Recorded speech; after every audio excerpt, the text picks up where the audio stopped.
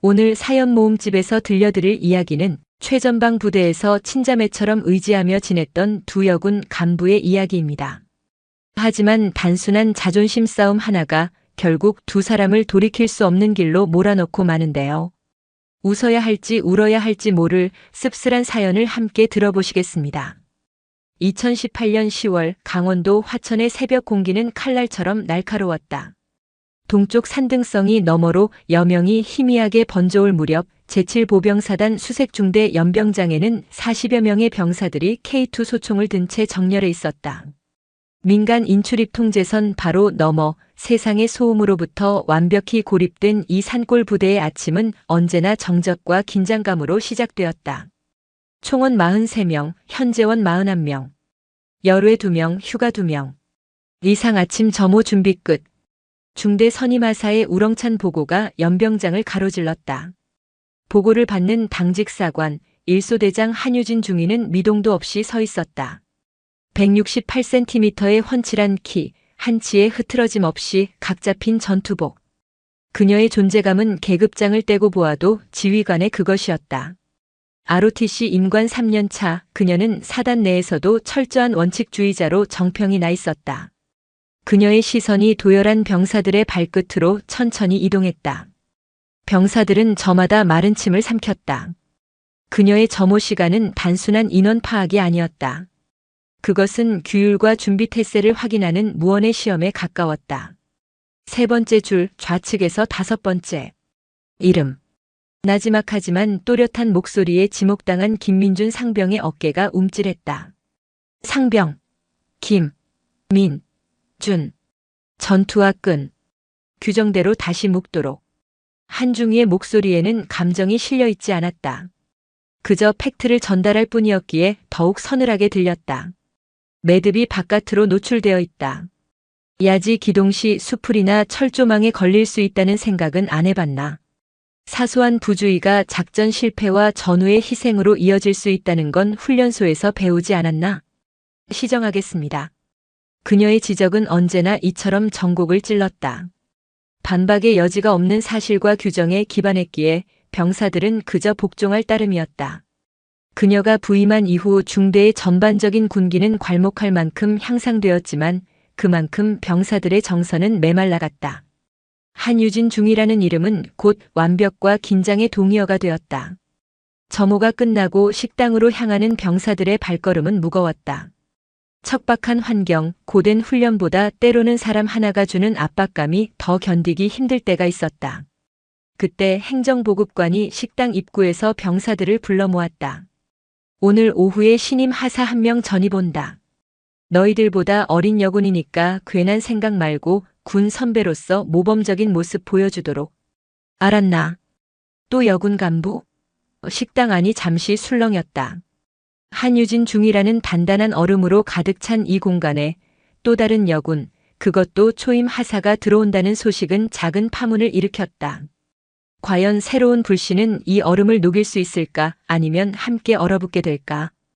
병사들의 얼굴에 호기심과 우려가 동시에 스쳤다.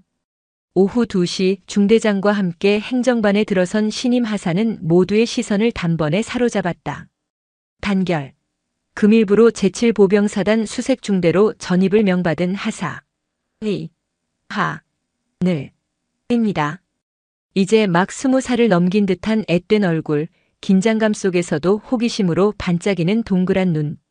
160cm가 채 안 되어 보이는 아담한 체구의 전투복이 조금 커 보였다. 경례를 외치는 목소리는 아직 다듬어지지 않아 살짝 떨렸지만 그 모습에는 꾸밈 없는 풋풋함이 묻어났다. 그녀의 등장은 무채색의 행정반에 예상치 못한 색 한 방울을 떨어뜨린 것 같았다. 바로 그때 외근에서 복귀한 한유진 중위가 행정반 문을 열었다. 단결.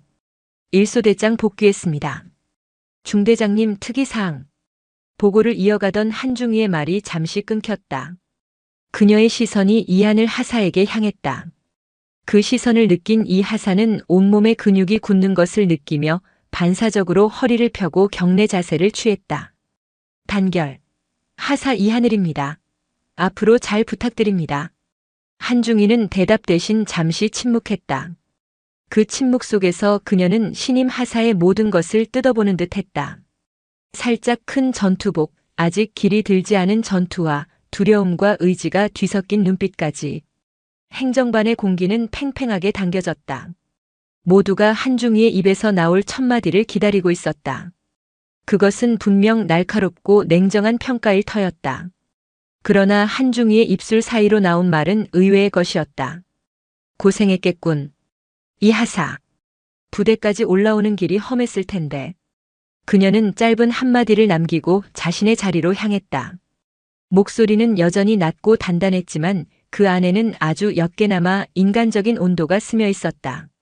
자신 또한 겪었을 첫 부임의 막막함과 긴장감을 떠올린 것인지 아니면 험난한 길을 선택한 후배를 향한 아주 작은 연대감이었는지 알 수 없었다. 그날 이후 이하늘 하사는 부대 생활에 빠르게 녹아들었다.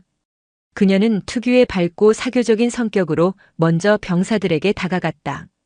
작업 중인 병사들에게 시원한 물 한 잔을 건네며 힘내십시오.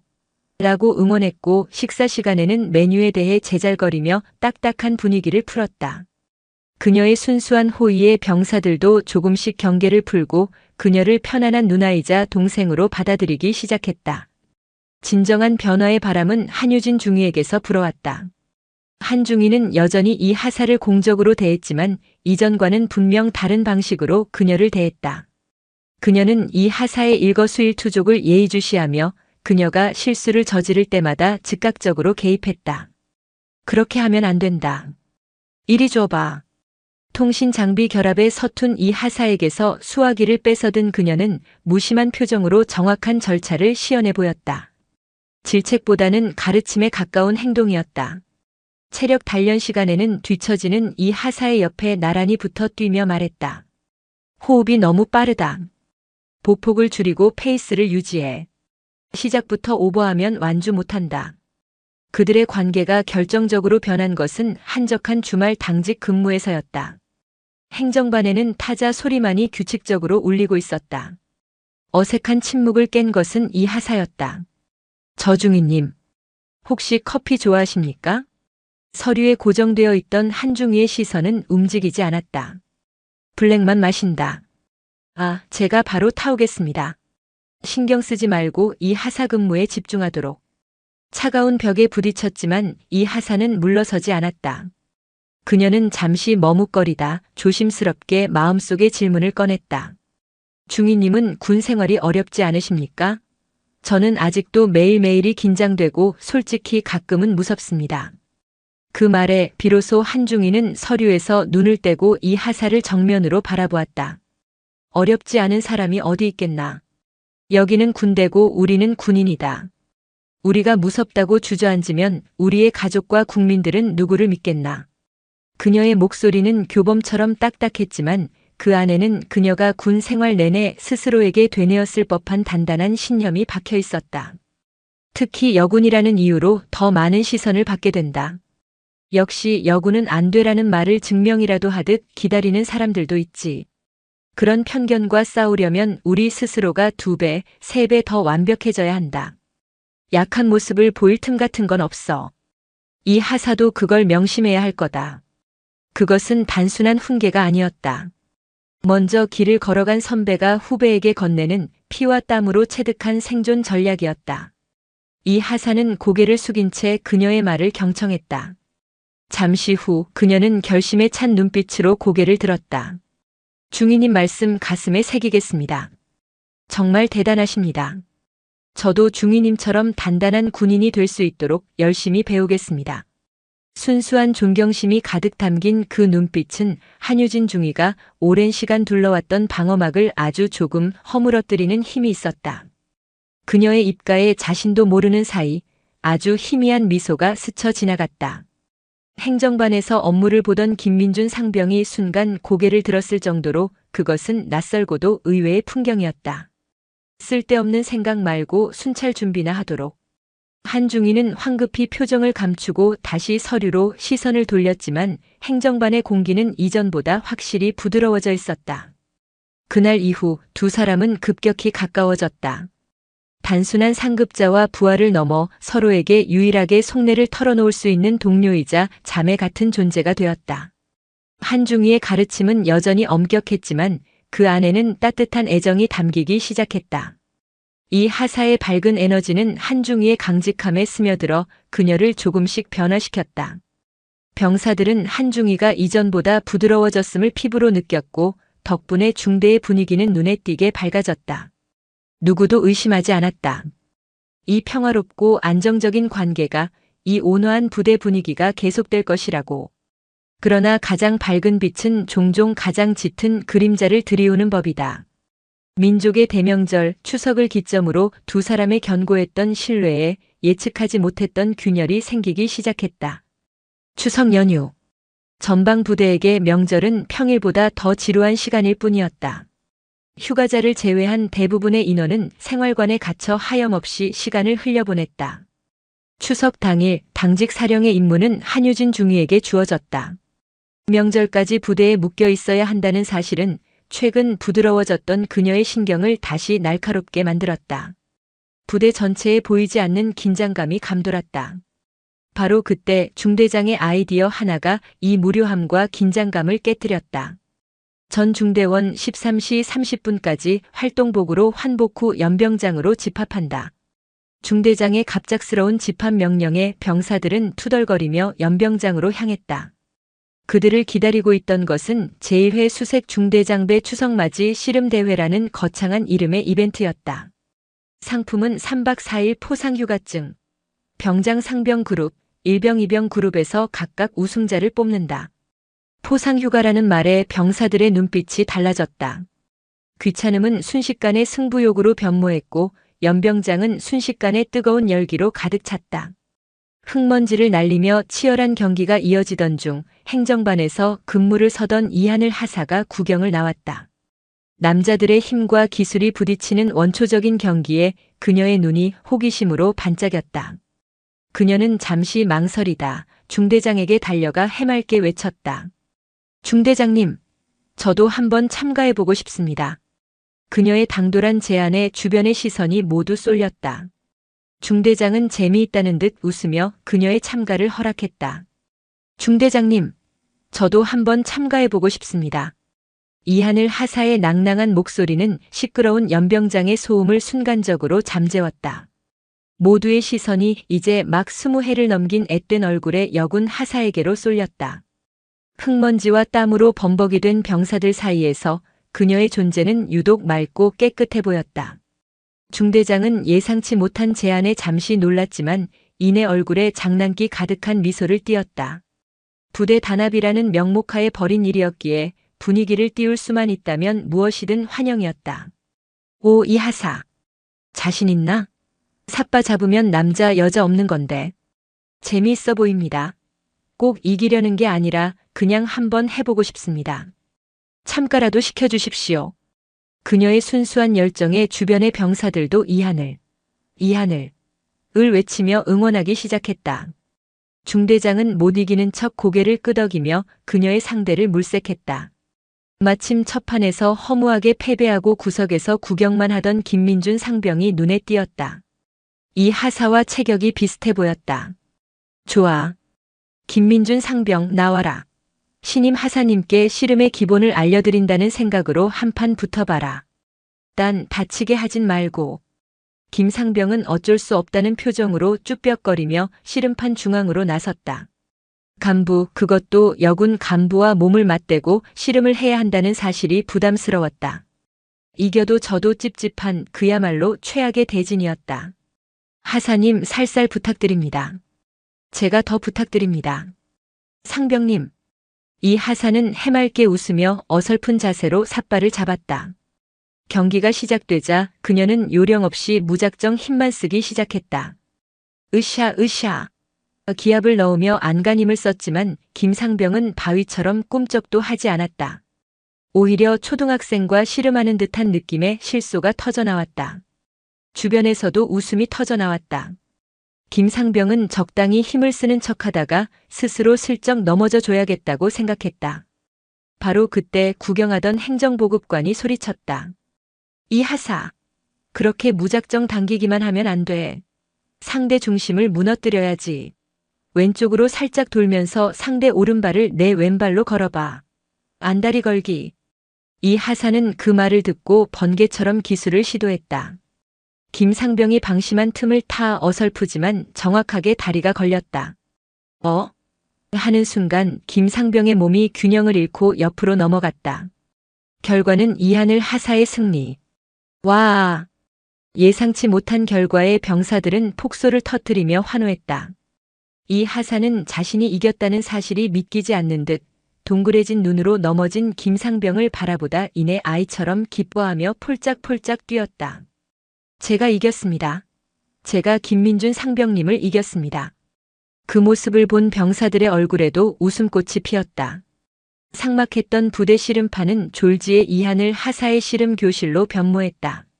상병장들은 저마다 나서서 이 하사에게 밧다리, 덕거리 등 다양한 기술을 알려주었고 놀라운 습득력을 보인 그녀는 연이어 몇몇 병사들을 상대로 승리를 거두었다. 승패와 상관없이 모두가 즐기는 그야말로 명절의 축제였다. 연병장의 소라는 행정반에서 당직 근무 중이던 한유진 중위의 귀에도 들어갔다. 시끄러운 소리에 인상을 찌푸린 그녀는 상황을 확인하기 위해 행정반 문을 나섰다. 그리고 그녀의 눈에 들어온 것은 병사들과 한데 어울려 흙바닥을 뒹굴며 환하게 웃고 있는 이하늘 하사의 모습이었다. 한중위의 미간이 미세하게 좁아졌다. 그녀가 이 하사에게 그토록 강조했던 것은 군인으로서의 엄격한 자세와 병사들과의 적절한 거리 유지였다. 하지만 지금 눈앞에 이 하사는 계급과 직책을 모두 잊은 채 그저 천진난만한 소녀처럼 보였다. 한중위의 눈에는 그 모습이 마냥 좋아 보이지 않았다. 그것은 간부의 권위를 스스로 무너뜨리는 위험한 행동일 수 있었다. 그때 한중위를 발견한 중대장이 손을 흔들며 외쳤다. 오, 한중위 마침 잘 왔다. 우리 이 하사가 씨름에 소질이 있어. 장교의 실력으로 한번 제대로 가르쳐주는 게 어떤가? 중대장의 가벼운 제안에 한중위는 단호하게 고개를 저었다. 저는 당직 근무 중입니다. 참여하기 어렵습니다. 에이, 뭘 그렇게 딱딱하게 그러나. 명절인데. 잠깐이면 돼. 후배랑 몸도 좀 부대끼면서 친해지고 좋은 거 아닌가. 됐습니다. 차가운 거절에도 중대장은 포기하지 않고 병사들을 선동했다. 야, 너희들도 중위님이랑 하사님이랑 붙는 거 보고 싶지 않냐? 네, 보고 싶습니다. 병사들의 함성과 기대에 찬 시선이 일제히 한중위에게 쏠렸다. 이 하사 역시 반짝이는 눈으로 그녀를 바라보고 있었다. 중위님, 저랑 한판 해주십시오. 그 순수한 눈빛을 마주한 순간 한유진 중위의 마음속에서 무언가 복잡한 감정이 요동쳤다. 여기서 거절하면 분위기를 망치는 고지식한 상관이 될 뿐이다. 최근 이 하사 덕분에 겨우 쌓아 올린 유연한 이미지가 한순간에 무너질 수도 있었다. 어쩌면 이것은 자신이 부대원들과 진정으로 융화될 수 있는지를 시험하는 마지막 관문일지도 모른다. 그녀는 짧게 한숨을 내쉬고는 대답했다. 알겠습니다. 잠시 옷만 갈아입고 오겠습니다. 몇 분 후 활동복으로 갈아입은 한유진 중위가 연병장에 다시 나타났다. 168cm의 다부진 체격. 평소 꾸준한 단련으로 다져진 그녀의 몸은 이 하사의 아담한 체구와는 비교가 되지 않을 정도로 단단해 보였다. 누가 보아도 어른과 아이의 싸움이었다. 병사들은 당연히 한중위의 압승을 예상했다. 중위님 잘 부탁드립니다. 시작하지. 두 사람은 삿발을 맞잡았다. 시작 신호와 함께 한중위는 압도적인 힘으로 이 하사를 끌어당겼다. 그러나 이 하사는 힘으로 맞서는 대신 병사들에게 배운 대로 몸을 낮추고 중심을 지켰다.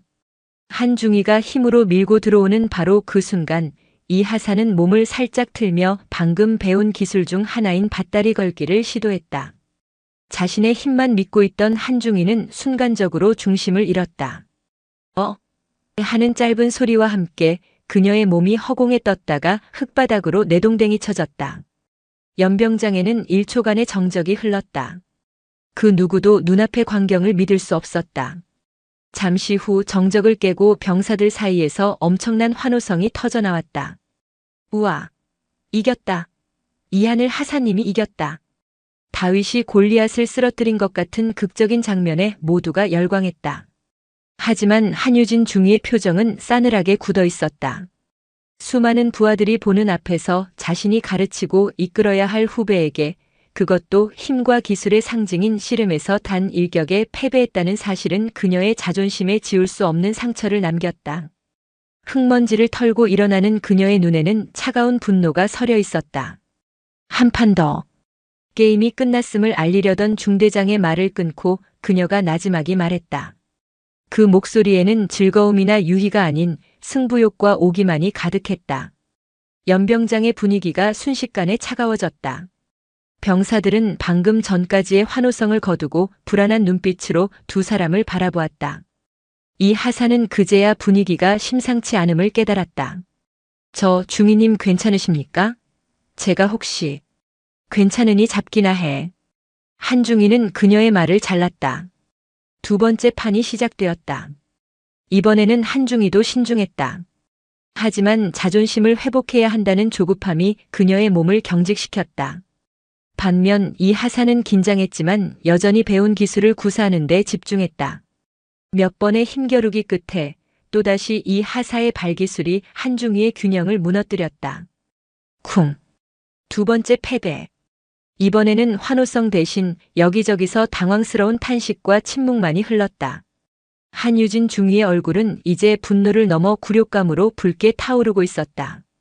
상황이 심각해졌음을 인지한 중대장이 급히 둘 사이를 막아섰다. 자, 여기까지. 오늘 씨름대회 우승은 우리 이하늘 하사다. 다들 박수. 어색한 박수 소리가 연병장에 울려 퍼졌다. 하지만 한유진 중위는 물러설 생각이 없었다. 그녀는 중대장을 밀치고 이 하사 앞에 섰다. 3세판이다. 마지막 한 판 더 해. 그녀의 눈빛은 얼음장 같았다. 이 하사는 겁에 질린 얼굴로 고개를 저었다. 아닙니다, 중위님. 제가 졌습니다. 그만하겠습니다. 그러나 한중위는 이 하사의 팔을 거칠게 잡아끌어 삿발을 쥐어주었다. 하라고 했다. 그것은 명령이었다. 공포에 질린 이 하사는 거의 울기 직전의 표정으로 삿발을 잡았다. 마지막 세 번째 판. 한중위는 시작과 동시에 모든 힘을 쏟아부어 이 하사를 들어 올리려 했다. 으드득 뼈가 뒤틀리는 듯한 소리가 났다. 그러나 분노로 서두른 나머지 하체가 불안정했다. 그녀의 다리가 순간 풀리며 두 사람의 몸이 엉킨 채 그대로 바닥으로 무너져 내렸다. 먼지가 가라앉고 두 사람의 위치가 드러났다. 이번에도 역시 한유진 중위가 아래에 깔려 있었다. 3연패. 그것도 전 중대원이 지켜보는 앞에서 당한 완벽하고도 무참한 패배였다. 한중위는 한동안 미동도 없이 누워 있었다. 그녀의 표정은 텅 비어 있었다. 마치 영혼이 빠져나간 사람처럼. 이 하사가 걱정되어 중위님 정말 괜찮으십니까? 라며 손을 내밀었지만 그녀는 그 손을 거칠게 뿌리쳤다. 그녀는 아무 말 없이 자리에서 일어났다. 옷에 묻은 흙먼지를 신경질적으로 털어낸 뒤 손에 쥐고 있던 삿발을 이 하사의 발치에 집어 던졌다. 그리고 단 한마디의 말도 단 한 번의 눈길도 주지 않은 채 뻣뻣하게 굳은 걸음으로 생활관 건물을 향해 사라졌다. 뜨거웠던 축제는 끝났다. 연병장에는 감당할 수 없는 무게의 침묵과 곧 닥쳐올 폭풍에 대한 불길한 예감만이 감돌았다. 한유진 중위가 던진 삿발은 흙먼지 위에 힘없이 떨어졌다. 그녀의 뒷모습이 생활관 건물 안으로 완전히 사라질 때까지 연병장의 그 누구도 숨을 쉬지 못했다. 방금 전까지 터져나오던 환호성과 웃음소리는 마치 꿈이었던 것처럼 아득하게 느껴졌다. 현실은 얼음장처럼 차갑게 식어버린 공기와 그 중심에 망연자실 서 있는 이하늘 하사 그리고 어찌할 바를 모르는 40여 명의 병사들 뿐이었다. 축제는 끝났다. 아니, 파티는 끝났다. 이제 곧 날아올 청구서를 감당해야 할 시간이었다. 자, 다들 그만 해산. 생활관으로 복귀해서 개인 정비하도록. 사태를 수습하려 애쓰는 중대장의 목소리가 공허하게 울렸다. 병사들은 마치 약속이라도 한 듯 조용하고 신속하게 흩어졌다. 그들의 얼굴에는 더 이상 명절의 즐거움 따위는 남아있지 않았다. 오직 이제 우리는 모두 죽었다는 종류의 원초적인 공포만이 서려 있었다. 씨름판 한가운데 홀로 남겨진 이하늘 하사는 여전히 상황을 온전히 이해하지 못한 듯 했다. 그녀는 그저 자신이 무언가 아주 큰 잘못을 저질렀다는 사실만을 어렴풋이 느낄 뿐이었다. 즐거웠던 놀이가 어째서 이런 끔찍한 결과를 낳았는지, 한없이 다정했던 선배가 왜 저토록 차가운 분노를 품게 되었는지 알 수 없었다. 그녀의 동그란 눈에는 어느새 굵은 눈물이 차올랐다. 하사, 이리 와봐. 중대장이 한숨을 쉬며 그녀를 불렀다. 너무 자책하지 마라. 그냥 명절에 다들 좀 예민해서 그렇다. 한중이도 기분 풀리면 괜찮아질 거야. 내가 나중에 잘 이야기해 볼 테니 너무 걱정 말고 어서 들어가서 쉬어. 그것은 진심 어린 위로라기보다는 이 사태의 원흉 중 한 명인 자기 자신을 향한 변명에 가까웠다. 이하늘 하사는 힘없이 고개를 끄덕였지만 이미 엎질러진 물이 얼마나 차가운지 중대장도 그녀도 그리고 지켜보는 모든 병사들도 똑똑히 알고 있었다. 한유진 중위는 당직 사관실 문을 걸어 잠갔다. 창밖의 소음이 완벽히 차단되자 비로소 그녀는 자신의 가쁜 숨소리를 들을 수 있었다. 손이 분노와 굴욕감으로 미세하게 떨리고 있었다. 그녀는 세면대로 가 찬물을 틀어 얼굴에 끼얹었다. 거울 속에는 흙먼지가 군데군데 묻고 눈가가 붉게 충혈된 낯선 얼굴이 있었다. 단순한 분노가 아니었다. 이것은 존재의 근간이 흔들리는 듯한 깊은 모멸감이었다. 그녀는 군인이 된 이래 단 한순간도 완벽을 추구하지 않은 적이 없었다. 여자라는 이유로 나약하게 보이지 않기 위해, 장교라는 이유로 존경받기 위해 그녀는 스스로를 끊임없이 채찍질했다. 잠을 줄여 법규를 외웠고 비번 날에도 개인 훈련을 거르지 않았다. 그렇게 쌓아 올린 한유진 중이라는 이미지는 견고한 성체와도 같았다. 그런데 오늘 그 성벽이 무너져 내렸다. 그것도 가장 믿었던, 어쩌면 유일하게 마음을 열었던 후배의 손에 의해 자신이 이끌어야 할 모든 부하들이 보는 앞에서 처참하게 짓밟혔다. 이 하늘의 해맑은 웃음, 병사들의 환호성. 그 모든 것이 이제는 자신을 조롱하는 칼날이 되어 심장을 후벼 팠다. 그녀의 머릿속에서 이성적인 판단 회로가 끊어졌다. 이 하사의 행동은 더 이상 순수한 열정이나 실수가 아니었다. 그것은 군대의 근간인 상명하복과 위계 질서를 무시한 하극상이자 자신의 모든 노력을 비웃는 기만 행위였다. 감정적인 보복은 그녀의 방식이 아니었다. 소리를 지르거나 폭력을 쓰는 것은 스스로가 가장 경멸하는 삼류 장교나 하는 짓이었다. 그녀가 가진 가장 강력하고도 정당한 무기는 바로 규정이었다. 그래, 규정과 원칙. 그것이야말로 누구도 반박할 수 없는 가장 완벽한 복수의 도구가 될 터였다. 그녀는 수건으로 얼굴을 닦아낸 뒤 책상에 앉아 육군 복무규율과 각종 내규집을 꺼내들었다. 그녀의 눈은 얼음보다 차갑게 빛나고 있었다. 추석 연휴의 마지막 날까지 부대는 폭풍 전야처럼 고요했다. 한유진 중위는 공식적인 업무 외에는 누구와도, 특히 이하늘 하사와는 단 한마디도 섞지 않았다. 그 침묵은 차라리 폭언보다 더 무서웠다. 그리고 연휴가 끝난 첫날 아침 마침내 전쟁의 서막이 올랐다. 그날 아침 점호는 지옥 그 자체였다. 이전에 한중이가 날카로운 메스였다면 그날의 그녀는 모든 것을 분자 단위로 분해해버릴 듯한 전자현미경이었다. 일병 박철민. 방탄피 내부에 긁힌 자국. 즉시 교체하도록. 사유서 제출. 상병 이진우. 총기 멜빵끈 보풀. 군인에게 총기란 생명이다. 자기 생명을 이따위로 관리하나? 완전 군장으로 연병장 10회 구보 실시. 사소하다 못해 트집에 가까운 지적들이 쉴 새 없이 쏟아졌다. 연병장의 공기는 납덩이처럼 무겁게 가라앉았다. 그리고 마침내 그녀의 시선이 병사들을 인솔하고 있는 이하늘 하사에게 향했다. 이하늘 하사. 네. 중위님. 부사관의 임무 중 하나는 병력의 상태를 최상으로 유지하고 관리 감독하는 것이다. 알고 있나? 네, 알고 있습니다. 그런데 지금 자네 바로 뒤에 서 있는 김민준 상병의 전투와 코 부분 광택이 죽어 있다. 어젯밤 전투와 수입 상태를 직접 확인했나? 어제 저녁 점호 시 확인했지만 미처 거기까지는 죄송합니다. 한중이는 싸늘하게 웃었다. 죄송하다는 말은 필요 없다. 부사관의 확인이란 건성으로 훑어보는 게 아니라 미세한 결함까지 찾아내 시정하는 과정을 포함하는 것이다. 자네의 안일한 생각 하나가 소대원 전체의 군기를 해이하게 만든다. 오늘 일과 종료 전까지 부사관의 지휘 감독 책임과 역할에 대한 보고서를 작성하여 제출하도록. A사 용지 5매 이상 자필로 작성. 그것이 시작이었다. 그날 이후 한유진 중위의 모든 레이더는 오직 이하늘 하사에게만 집중되었다. 이 하사가 작성한 모든 서류는 토시 하나, 문장 보호 하나까지 검열당했고 사소한 실수라도 발견되면 몇 번이고 반려되었다.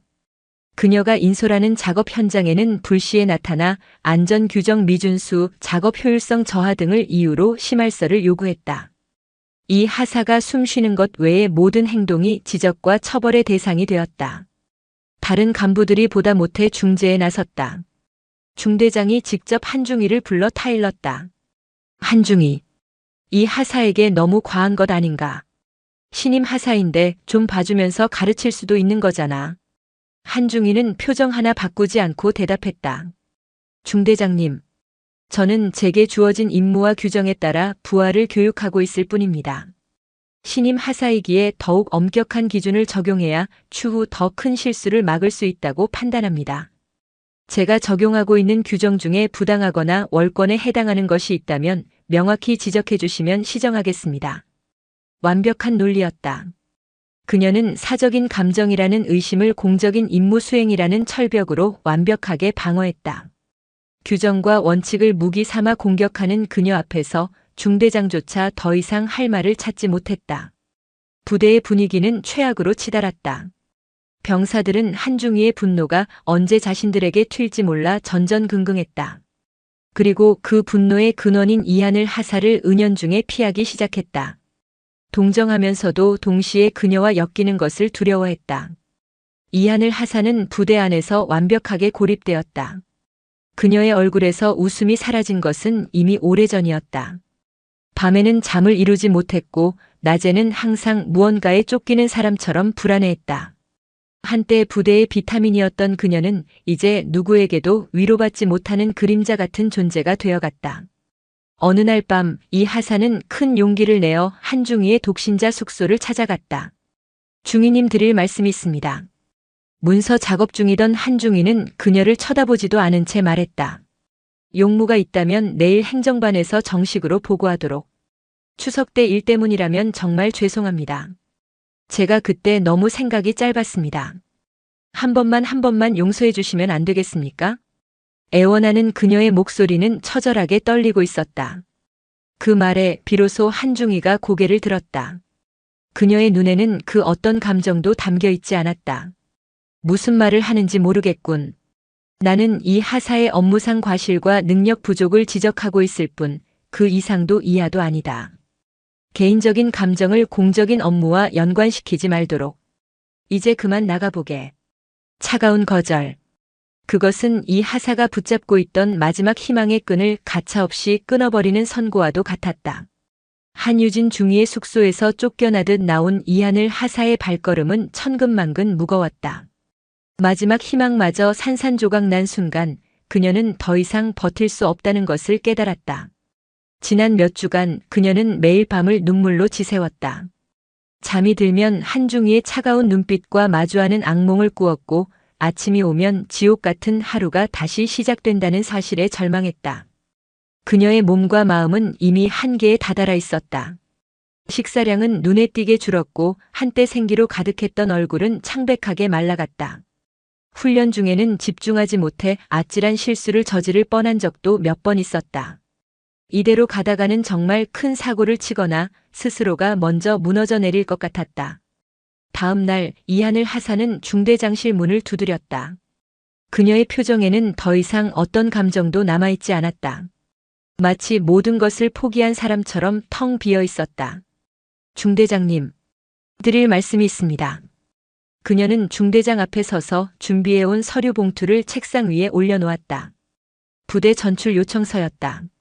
중대장은 놀란 눈으로 서류와 이 하사의 얼굴을 번갈아 보았다. 이 하사 이게 뭔가? 자네 지금 진심인가? 네. 더 이상은 못 버티겠습니다. 이 하사의 목소리는 메말라 있었다. 이 부대에서 한유진 중위님 밑에서는 더 이상 군 생활을 이어갈 자신이 없습니다. 제가 모든 것을 잘못했습니다. 하지만 이대로는 제가 먼저 죽을 것 같습니다. 제발 다른 곳으로 보내주십시오. 그녀는 결국 무너져 내렸다. 무릎을 꿇고 중대장에게 애원하며 그동안 참아왔던 모든 서름과 고통을 눈물로 토해냈다. 그녀의 처절한 울음소리는 중대장실의 두꺼운 문을 넘어 복도까지 희미하게 새어나왔다. 중대장은 복잡한 심경으로 눈을 감았다. 그는 이 모든 상황의 시발점이 자신이었음을 누구보다 잘 알고 있었다. 명절날 재미삼아 벌인 씨름대회가 두 젊은 군인의 인생을 이토록 망가뜨릴 줄은 꿈에도 몰랐다. 그는 한유진 중위를 설득하려 몇 번이고 시도했지만 규정과 원칙으로 무장한 그녀를 꺾을 수는 없었다. 이제 남은 선택지는 하나뿐이었다. 재능 있고 밝았던 한 명의 부사관을 이대로 잃을 수는 없었다. 알겠네. 일어나게. 중대장은 자리에서 일어나 그녀의 어깨를 잡아 일으켰다. 내가 대대장님께 잘 말씀드려 보겠네. 자네 잘못이 아니야. 내가 다 미안하다. 그렇게 이하늘 하사의 전출이 결정되었다. 소문은 삽시간에 부대 전체로 퍼져나갔다. 병사들은 안타까워하면서도 한편으로는 이것이 모두를 위한 최선의 결말일지도 모른다고 생각했다. 그녀가 떠나야만 한유진 중위의 분노도 그리고 이 부대를 짓누르던 지독한 긴장감도 끝날 터였다. 이 하사가 부대를 떠나는 날 그 누구도 제대로 된 인사를 건네지 못했다. 그녀는 자신을 따르던 몇몇 병사들과 눈인사를 나눈 뒤 짐을 싣고 온 군용 트럭에 말없이 올라탔다. 그녀가 탄 트럭이 부대 위병소를 빠져나갈 때까지 한유진 중위는 행정반 창문 너머로 그 모습을 무표정하게 지켜보고 있었다. 그녀의 눈빛이 아주 미세하게 흔들린 것을 본 사람은 아무도 없었다. 이하늘 하사가 떠나자 거짓말처럼 부대는 예전의 평온을 되찾았다. 한유진 중위는 더 이상 병사들을 사소한 이유로 닥달하지 않았다. 그녀는 다시 예전처럼 감정의 동요 없이 오직 임무와 규율에만 충실한 장교의 모습으로 돌아왔다. 하지만 부대의 공기는 결코 예전처럼 따뜻해지지 않았다. 이 하사라는 태양이 사라진 자리는 한중이라는 얼음이 다시 채웠을 뿐이었다. 그녀는 웃지 않았다. 누구와도 사적인 대화를 나누지 않았다. 그녀의 주변에는 언제나 보이지 않는 벽이 존재했다. 병사들은 그녀를 두려워했고 동시에 연민했다. 그녀 역시 이 싸움의 승자가 아니었음을 모두가 어렴풋이 느끼고 있었다. 몇 달의 시간이 흐르고 한유진 중위도 전역을 앞두게 되었다. 그녀는 의무 복무 기간만 채우고 군을 떠나기로 결정했다. 전역 신고를 위해 대대장실을 찾았을 때 대대장은 넌지시 그녀에게 물었다. 한중위, 후회는 없나? 그 질문에 한유진 중위는 잠시 침묵했다. 그리고 아주 희미하게 자조적인 미소를 지으며 대답했다. 후회할 자격도 없습니다. 저는 그저 제가 옳다고 믿는 방식으로 제 임무를 수행했을 뿐입니다. 그것이 그녀의 마지막 진심이었을지도 모른다. 한유진 중위가 전역하고 또다시 몇 달이 지났다. 부대는 새로운 간부들이 전입오며 안정을 찾아가고 있었다. 그러던 어느 날 놀라운 소식이 전해졌다. 이하늘 하사가 우리 부대로 다시 복귀한다는 것이었다. 그녀의 전출은 임시 발령이었고 원소속 부대로의 복귀 명령이 떨어졌다는 것이다. 병사들은 기쁨에 환호했다. 이제 정말로 예전에 밝고 활기찼던 부대로 돌아갈 수 있으리라 믿었다. 복귀 당일 병사들은 설레는 마음으로 이하늘 하사를 기다렸다. 마침내 중대장의 차를 타고 위병소를 통과한 그녀의 모습이 보였다. 그런데 차에서 내린 그녀의 모습은 어딘가 낯설었다. 예전의 앳된 모습은 온데간데 없고 날카롭게 다듬어진 얼굴선과 짧게 자른 머리카락. 무엇보다 그녀의 눈빛이 변해 있었다. 한때 순수함과 호기심으로 반짝이던 그 눈은 이제 그 어떤 감정도 읽을 수 없는 차갑고 공허한 빛을 띠고 있었다. 단결.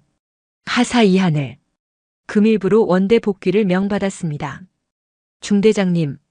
그녀의 목소리는 강철처럼 차갑고 단단했다. 예전에 상냥하고 조금은 어설펐던 말투는 찾아볼 수 없었다. 변화는 복귀 첫날부터 즉각적으로 나타났다. 그녀는 한치의 오차도 없이 업무를 처리했고 병사들의 사소한 실수 하나 용납하지 않았다. 그녀의 군기 지도는 과거 한유진 중위가 보여주었던 것보다 훨씬 더 집요하고 혹독했다. 김민준 상병. 관물대 정리 상태가 이게 뭔가. 내가 가르친 군인이 이 정도 수준밖에 안 되나? 오늘 밤새워서라도 다시 해놓도록. 박일병. 경내 구호에 정신이 빠져 있다. 군기가 빠졌다는 증거다. 오늘 내 동기들 전원 저녁 식사 후 정신교육 실시한다. 그녀는 더 이상 웃지 않았다. 병사들에게 먼저 말을 거는 일도 따뜻한 격려를 건네는 일도 없었다. 그녀는 마치 한유진 중위의 유령이 빙의된 것 같았다. 아니, 오히려 그보다 더 차갑고 냉혹한 존재가 되어 돌아왔다.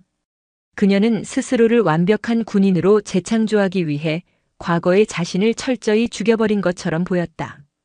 병사들은 공포에 떨었다. 그들이 그토록 그리워했던 하늘 누나는 이제 어디에도 없었다.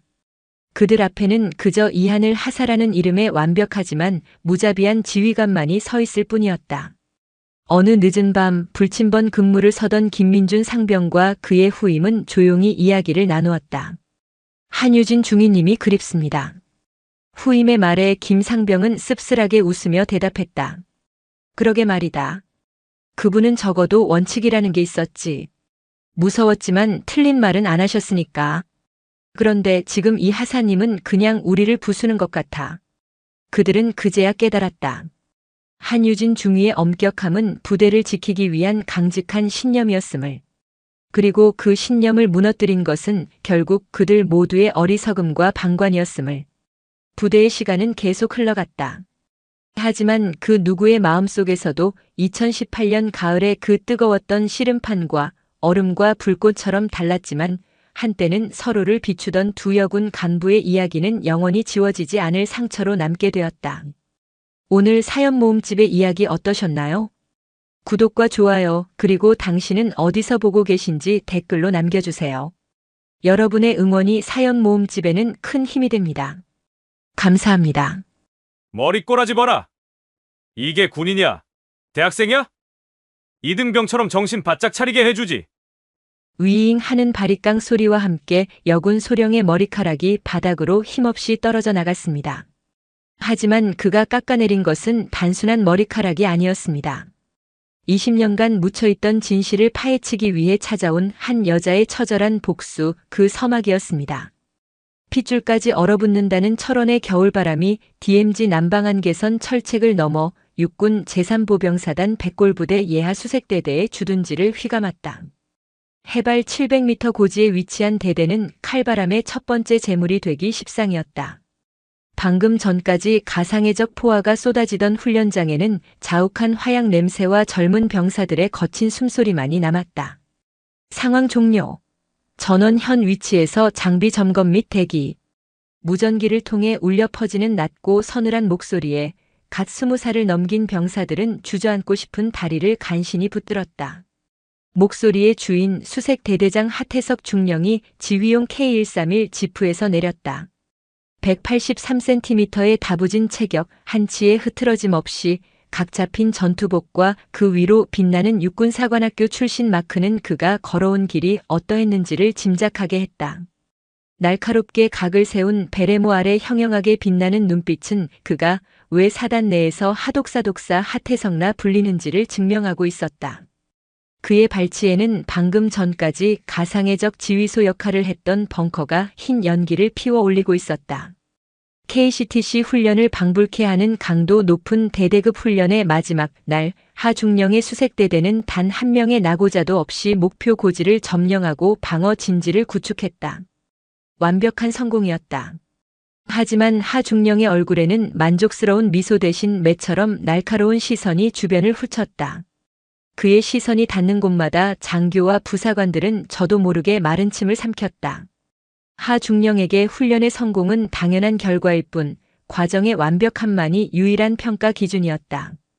그의 시선이 일중대장이 구축한 K6 기관총 진지에 머물렀다. 김진욱 대위. 네, 대대장님.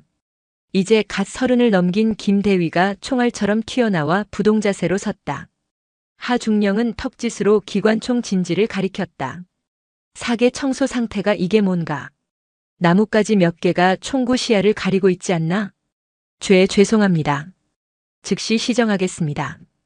실전이었으면 저격수에게 내 부사수 머리가 날아갔을 거다. 고작 나뭇가지 몇 개 때문에. 즉시? 전투는 이미 끝났는데 즉시가 무슨 소용인가? 자네에겐 다음 기회가 있겠지만 죽은 병사에겐 다음 생이 있나? 하중령의 목소리는 나지막했지만 그 안에 담긴 냉기는 철원의 겨울바람보다 차가웠다. 그는 김대위의 어깨를 가볍게 두드렸다. 하지만 그 손길에서 온기는 전혀 느껴지지 않았다. 완벽하지 않으면 죽는다. 그게 전장이야. 그리고 여긴 대한민국에서 가장 치열한 전장이다. 내 대대에선 이 정도면 되겠지란 안일함은 용납 못해. 알겠나? 명심하겠습니다. 하태석 중령의 수색대대는 그런 곳이었다. 그가 2년간 대대장으로 부임하며 부대는 완전히 다른 조직으로 탈바꿈했다. 낡은 관행과 무사한 일주일을 뿌리 뽑고 오직 실전과 승리라는 두 가지 목표 아래 모든 것을 복속시켰다. 그의 지휘 아래 수색대대는 사단 내 각종 경연대회에서 최우수 부대 타이틀을 휩쓸었고 군단 전체에서도 가장 전투 준비가 잘 된 부대로 손꼽혔다. 하지만 그 강철 같은 명성 아래 대대는 골마 터지기 직전이었다. 병사들은 살인적인 훈련과 끝없는 작업, 숨막히는 내무 생활 속에서 하루하루 버텨내고 있었다. 하중령의 완벽주의는 병사 개개인의 인격과 사생활마저 통제의 대상으로 삼았고 작은 실수 하나 용납하지 않는 분위기는 부대 전체를 거대한 압력소투로 만들었다. 하지만 그 어떤 불만도 밖으로 새어나가지 않았다. 하중령이 구축한 철저한 감시망과 내부 통제 시스템은 작은 균열조차 허용하지 않는 철의 성 그 자체였다. 그는 자신의 성이 완벽하다고 믿어 의심치 않았다. 훈련을 마치고 복귀한 대대장실. 하중령은 흙먼지 하나 없이 정돈된 집무 책상에 앉아 훈련 결과 보고서를 검토하고 있었다. 그때 비서실장 격인 인사과장 오승수 대위가 노크와 함께 다급한 표정으로 들어왔다. 대대장님, 사단에서 급한 연락이 왔습니다. 뭔데 그러나? 하중령은 서류에서 눈을 떼지 않은 채 물었다. 그의 집중력을 방해하는 것은 그게 누구든 용납되지 않았다. 육군 본부 감찰실에서 정밀 진단을 나온다고 합니다. 바로 내일입니다. 그제야 하중령은 고개를 들었다. 그의 미간에 희미한 주름이 잡혔다. 연례적인 감찰이 아니었다. 특정 부대를 지목해서 나오는 정밀 진단은 보통 심각한 제보나 문제가 발생했을 때 이루어지는 기습적인 조치였다. 감찰실장이 직접 온다고 합니다. 윤서진, 소령이라고 합니다. 오 대위의 목소리가 조심스러웠다. 하중령은 코웃음을 쳤다. 소령, 감찰실장이라는 자리가 언제부터 그렇게 가벼워졌나? 고작 소령 하나가 실장이라고 이 난리란 말인가? 그게 대위님. 육사 출신이 아니라 학사장교 출신인데도 초고속 진급한 케이스라고 합니다. 군내 비리를 가차없이 파헤쳐서 별명이 메스라고 불릴 정도라는데. 학사 출신 여군 소령. 하중령의 머릿속에 편견 가득한 그림이 그려졌다. 실력보다는 정치력으로 그 자리에 앉았을 것이 뻔했다. 현장도 모르는 책상 물림이 감히 자신의 완벽한 부대에 칼을 들이대려 하는 것이 가소롭게 느껴졌다. 재밌군. 걱정할 것 없다. 먼지 하나 없는 집에 도둑이 들 수는 없는 법이지. 오히려 잘 됐어. 육군 본부에 우리 수색대대의 위용을 직접 보여줄 기회 아닌가. 그는 자신만만하게 웃었다. 전 대대 간부와 병사들에게 전파해. 내일 우리 부대의 역사에 길이 남을 완벽한 하루를 만들어 보일 거라고. 감찰이 아니라 우리를 위한 열병식이 될 거다. 그의 명령은 즉각 대대 전체에 퍼져나갔다. 그날 밤 수색대대의 모든 막사와 사무실의 불은 새벽이 깊어지도록 꺼지지 않았다. 병사들은 고된 훈련의 피로도 잊은 채 막사를 쓸고 닦았고 행정병들은 밤을 새워 서류를 정리했다. 모든 것은 완벽해야 했다. 하중령의 철의 성에 흠집을 낼 수 있는 아주 작은 티끌조차 남겨서는 안 되었다. 다음 날 아침, 수색대대는 그야말로 완벽 그 자체였다. 위병소 근무병의 각 잡힌 경례부터 연병장을 가로지르는 병사들의 5와 10까지 모든 것이 교범에 나오는 그대로였다. 하태석 중령은 갓 다림질한 정복을 입고 대대 본부 건물 앞에 섰다. 그의 뒤로는 대대의 모든 참모들이 긴장된 표정으로 도열해 있었다. 어젯밤 그는 직접 순찰을 돌며 침상 밑에 먼지까지 확인했다. 그의 성에는 티끌 하나 없었다. 예정된 시간이 되자 위병소로부터 감찰팀의 차량이 부대로 들어오고 있다는 보고가 들어왔다. 곧이어 검은색 세단 한 대와 군용 지프가 본부 앞에 멈춰섰다. 먼저 지프에서 내린 것은 감찰실 소속의 대위들이었다. 그들은 내리자마자 하중령에게 다가와 거수 경례를 붙였다. 충성. 육군 본부 감찰실 소속 박진성 대위입니다. 감찰실장님을 모시고 부대 정밀 진단차 방문했습니다. 수고 많다. 하중령은 짧게 답하며 검은색 세단의 뒷문을 주시했다. 곧이어 문이 열리고 모두의 시선이 그곳으로 향했다. 차에서 내린 사람은 단정하지만 활동적으로 보이는 야전 상의의 전투화 차림의 여군이었다. 계급장은 눈에 잘 띄지 않았다. 어깨까지 내려오는 머리를 뒤로 단정하게 묶어 망을 씌운 모습. 화장기 없는 얼굴이었지만 지적이고 차가운 인상이 돋보였다. 바로 윤서진 소령이었다. 하중령의 미간이 순간적으로 찌푸려졌다.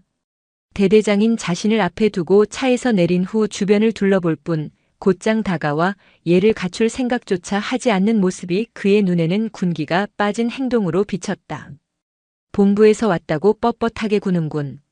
학사 출신이라더니 기본이 안 되어 있어. 그의 심기 속에서 오만함이 고개를 들었다.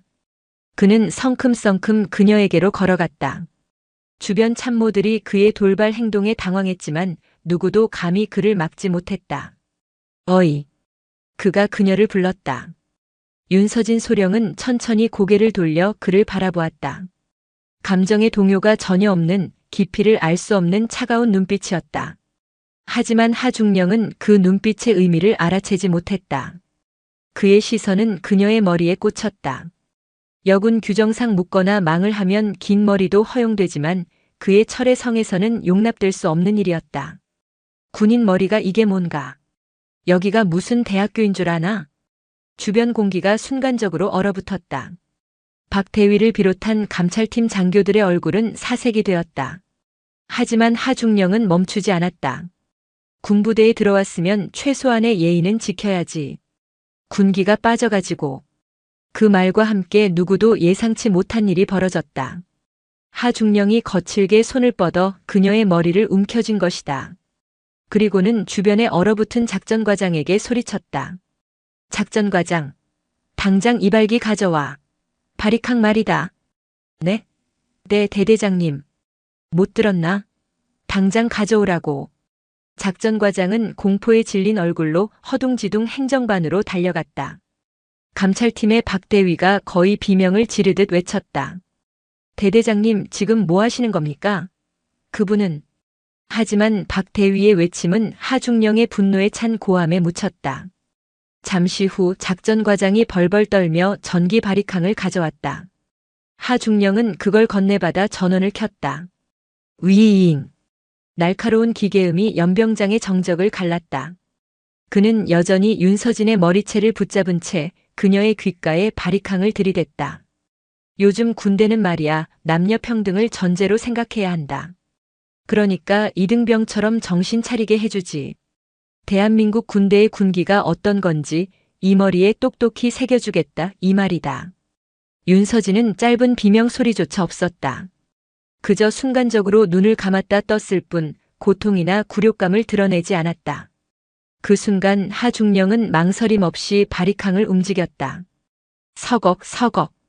단정하게 묶여있던 머리카락 뭉치가 힘없이 잘려나가 겨울바람에 흩날렸다. 그는 마치 잡초를 베어내듯 그녀의 머리를 아무렇게나 밀어버렸다. 주변에 있던 그의 부하들은 공포와 충격으로 아무 말도 하지 못하고 그저 그 광경을 지켜볼 뿐이었다. 마침내 거친 손길이 멈췄을 때 그녀의 머리는 군데군데 파먹은 것처럼 흉하게 변해 있었다. 하중령은 만족스럽다는 듯 바리캉을 바닥에 던졌다. 그리고는 박대위를 향해 소리쳤다. 똑똑히 봤나? 여기가 바로 백골 수색대대다. 이런 정신 나간 군인은 감찰팀 소속이라도 용납 못해. 바로 그때였다. 박대위가 절규하듯 말을 이었다.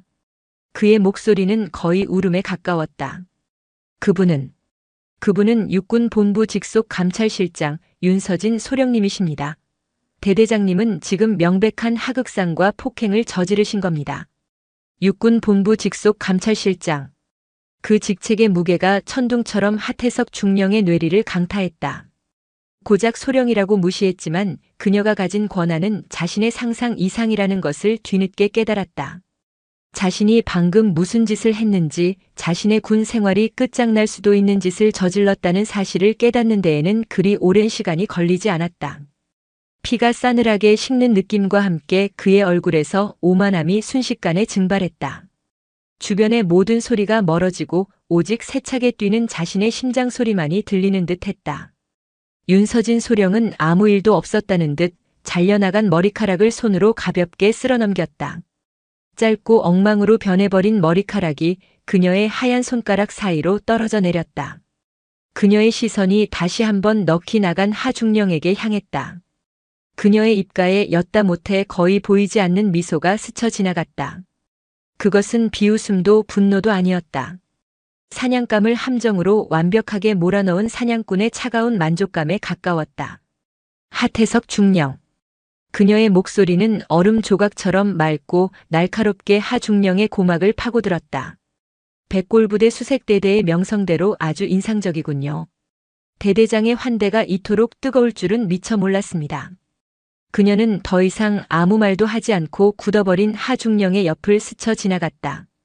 그녀는 대대 본부 건물 입구에 멈춰 서서 뒤를 돌아보며 말했다. 감찰 시작하죠. 대대장실로 안내해 주시겠습니까, 중령? 그녀의 목소리는 지극히 사무적이었지만 그 안에는 승자의 여유와 함께 날카로운 칼날이 숨겨져 있었다. 하태석 중령은 간신히 정신을 차리고 뻣뻣하게 굳은 몸을 움직였다. 이제 상황은 돌이킬 수 없었다. 감찰은 시작되기도 전에 끝난 것이나 다름없었다. 아니, 이것은 감찰이 아니었다. 그의 오만한 철의 성을 무너뜨리기 위해 찾아온 메스의 무자비한 심판의 서막이었다. 대대장실의 공기는 무겁게 가라앉아 있었다. 방금 전 연병장에서 벌어진 광기 어린 소동이 거짓말이었던 것처럼 윤서진 소령은 하태석 중령의 집무 책상 맞은편 소파에 조용히 앉아 있었다. 엉망으로 잘려나간 머리는 그녀의 차가운 위엄을 조금도 훼손하지 못했다. 오히려 그 기이한 모습은 그녀의 존재감을 더욱 서늘하고 비현실적으로 만들었다. 그녀의 시선은 방 안의 모든 것을 꿰뚫어 보는 듯 했다. 완벽하게 정리된 서류철, 먼지 한 톨 없는 집기, 벽에 걸린 수많은 표창장까지. 그러나 그녀는 그 어떤 것에도 관심을 보이지 않았다. 하태석 중령은 제정신이 아니었다. 철의 성이라 믿었던 자신의 세계가 한순간에 모래성처럼 허물어지는 감각에 사로잡혔다. 그는 자신의 손으로 저지른 돌이킬 수 없는 과오를 수습할 방법을 필사적으로 찾고 있었다. 무릎이라도 꿇고 사죄해야 할까? 중령이 소령에게 그의 자존심이 허락하지 않았다. 게다가 저 여자의 눈빛은 사과 따위로 넘어갈 수 있는 종류의 것이 아니었다. 어떻게든 이 상황을 통제해야 했다. 그는 아직 자신이 이 부대의 지휘관이라는 사실을 상기시키며 간신히 무너지는 평정심을 다잡았다. 그는 밤새 준비한 대대의 모든 성과가 집약된 감찰 브리핑 자료를 들고 그녀에게 다가갔다. 소령님, 우선 보고부터. 됐습니다. 윤서진은 그의 말을 잘랐다. 그녀는 자료를 건네받았지만 펼쳐보지도 않고 옆 테이블에 내려놓았다. 마치 오물이 묻은 것처럼 무심한 손길이었다. 그 행동 하나에 하중령의 심장이 철렁 내려앉았다. 밤새 수십 명의 병사와 간부들이 피땀으로 만들어낸 결과물이 눈앞에서 휴지 조각처럼 취급당한 것이다. 하중령. 윤서진이 예상치 못한 질문을 던졌다. 이 부대에서 가장 중요한 것이 무엇이라고 생각합니까? 예. 강도 높은 훈련? 완벽한 서류? 아니면 사단장의 신임? 허를 찔린 질문에 하중령은 순간적으로 할 말을 잃었다. 그는 원론적인 답변을 내놓았다. 모든 것이 중요합니다만 가장 중요한 것은 싸워 이길 수 있는 전투력이라고 생각합니다. 그렇습니까? 윤 대령은 짧게 답하고는 자리에서 일어났다. 그럼 그 전투력의 가장 기본이 되는 것부터 확인해 보죠. 따라오시죠. 그녀가 향한 곳은 최신식 무기가 질비한 무기고도 완벽한 작전 계획이 준비된 지휘 통제실도 아니었다. 본부 건물 1층 구석, 사람들의 발길이 거의 닿지 않는 곳에 놓인 낡은 철제함이었다. 바로 소원 수리함이었다. 함 위에는 언제 마지막으로 열었는지 모를 만큼 뽀얀 먼지가 쌓여 있었다. 부대의 모든 것이 완벽을 추구하며 닦이고 조여지는 동안 이곳만은 시간의 흐름 속에 방치되어 있었다. 열어보시죠. 하중령의 지시에 인사과장이 당황하며 열쇠를 가져와 자물쇠를 열었다. 덜컥 소리를 내며 열린 함 내부는 텅 비어 있었다. 그 흔한 익명의 투서 한 장 없었다. 하중령은 이것이야말로 병사들의 불만이 없다는 증거라고 생각하며 내심 안도했다. 그는 이 기회를 놓치지 않고 상황을 전환하려 했다. 보시는 바와 같이 우리 대대 병사들은 부대 생활에 매우 만족하고 있습니다. 저의 지휘 방침에 모두가 만족하며 따르고 있다는 증거입니다. 그의 말이 끝나기 무섭게 윤대령이 차갑게 받아쳤다. 만족하는 게 아니라 포기한 거겠죠. 무슨 말씀이신지. 목소리를 내봤자 아무것도 바뀌지 않는다는 것을 알거나 혹은 목소리를 낸 대가가 두려워서일 겁니다. 텅 빈 소원 수리한 만큼 부대의 심각한 상태를 보여주는 증거는 없죠. 그녀는 장갑 낀 손가락으로 함 내부 바닥을 훑었다. 그녀의 하얀 장갑 끝에 검은 먼지가 묻어나왔다. 먼지가 이 정도면 최소 반년은 아무도 열어보지 않았다는 뜻이군요. 서류상으로는 매주 개봉하여 주임원사가 직접 확인한다고 되어 있던데. 하중령의 얼굴이 돌처럼 굳었다. 그녀는 시작부터 그의 완벽한 성벽에 가장 약한 고리를 정확하게 찾아내고 있었다. 물리적인 충돌이 아닌 논리와 사실로 그의 허상을 벗겨내고 있었다. 다음으로 그녀가 향한 곳은 식당이었다. 점심시간이 되기 전이었지만 취사병들은 긴장된 상태로 재료를 손질하고 있었다. 윤 대령은 그날의 식단표를 훑어본 후 곧장 식자재 창고로 들어갔다.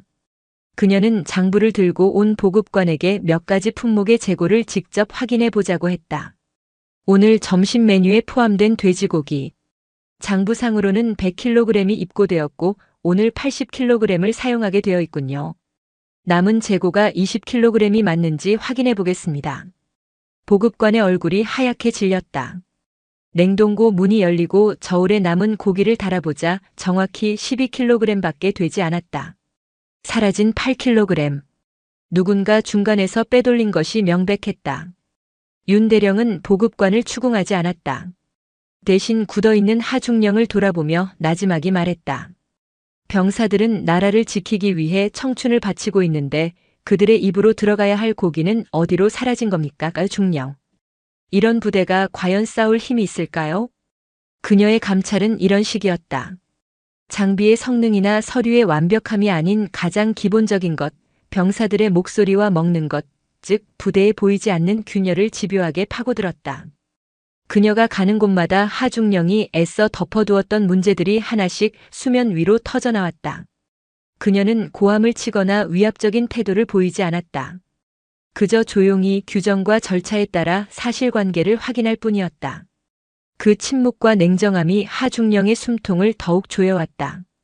오후가 되자 하중령은 완전히 자신의 페이스를 잃었다. 아침에 그 오만하고 자신만만했던 모습은 온데간데 없었다.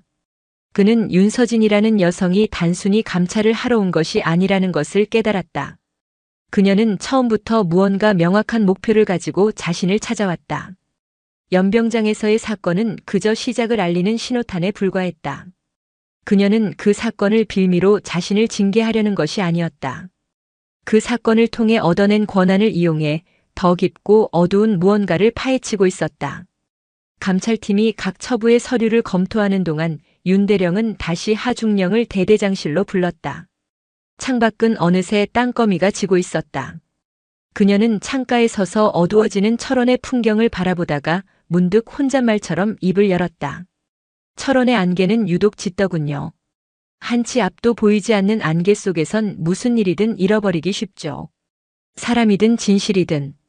그 순간 하중령의 심장이 쿵 하고 바닥으로 떨어지는 듯 했다. 안개. 그 단어는 그의 뇌리 깊숙한 곳, 20년 동안 굳게 잠가두었던 판도라의 상자를 건드렸다. 눈앞에 섬광처럼 스쳐 지나가는 기억의 파편들. 짙은 안개 속에서 길을 잃었던 젊은 소대장 시절의 자신, 필사적으로 무언가를 외치던 어린 병사의 얼굴, 그리고 모든 것을 삼켜버렸던 안개와 침묵. 그는 저도 모르게 주먹을 꽉 쥐었다.